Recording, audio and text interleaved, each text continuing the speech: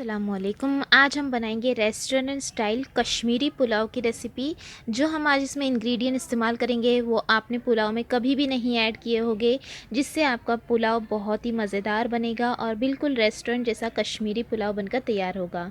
तो ये रेसिपी बनाने के लिए मैंने 2 टीस्पून ऐड किया है देसी घी, और घी में हम ऐड कर देंगे बादाम और काजू। तो यहाँ पर मैंने 7 से 8 बादाम और 7 से 8 काजू ले लिए थे, जिसे मैंने 20 से देखिए 2 टुकड़ों में काट लिया था।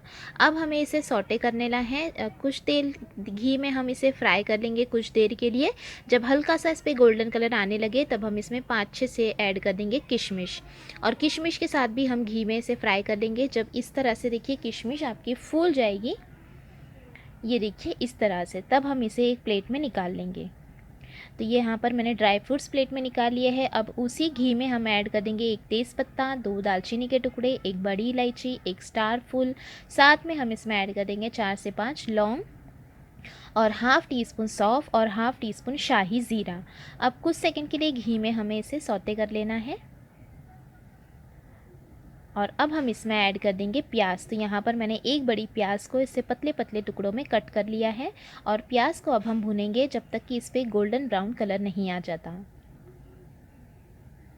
तो हाई फ्लेम पर ही हम यहाँ पर प्याज को भून लेंगे, इस तरह से देखिए गोल्डन कलर आ जाए तब तक।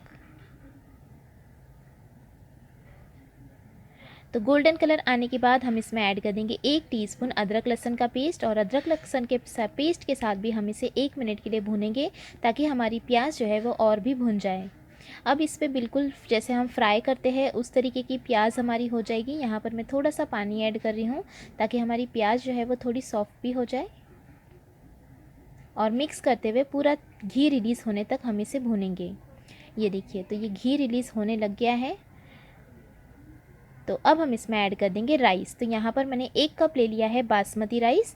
आप बासमती राइस की जगह पर कोई भी राइस का इस्तेमाल कर सकते हैं। मैंने इसे 15 मिनट पहले से ही भिगो कर रखा हुआ था। अब बासमती राइस को भी मिक्स करते हुए हम 1 मिनट के लिए भूनेंगे। 1 मिनट भुनने के बाद अब हम इसमें ऐड कर देंगे पानी। तो यहाँ पर मैंने 1.25 कप ऐड कर दिया है पानी। तो मैंने 1 कप लिया था बासमती राइस, उसमें 1.25 कप मैंने पानी ऐड कर दिया है। अब हम इसे मिक्स कर लेंगे, और साथ में हम इसमें ऐड कर देंगे नमक स्वाद अनुसार। तो राइस के हिसाब से हम यहाँ पर नमक ऐड कर देंगे, और साथ में हम यहाँ पर ऐड करेंगे 1/4 टीस्पून इलायची पाउडर और 1/4 टीस्पून ऐड करेंगे सौंफ का पाउडर। इससे बहुत ही अच्छी खुशबू आएगी। और ये मैंने दूध भिगो के रख दिया था केसर की पत्तियों के साथ। 7 से 8 केसर की पत्ती मैंने ली थी, जिसमें मैंने दूध को भिगो कर रख दिया था, वो डाल दिया है। साथ में जो हमने ड्राई फ्रूट्स लिए थे घी में फ्राई किए हुए, वो डाल देंगे। और मिठास के लिए मैं यहाँ पर ऐड कर रही हूँ टूटी फ्रूटी।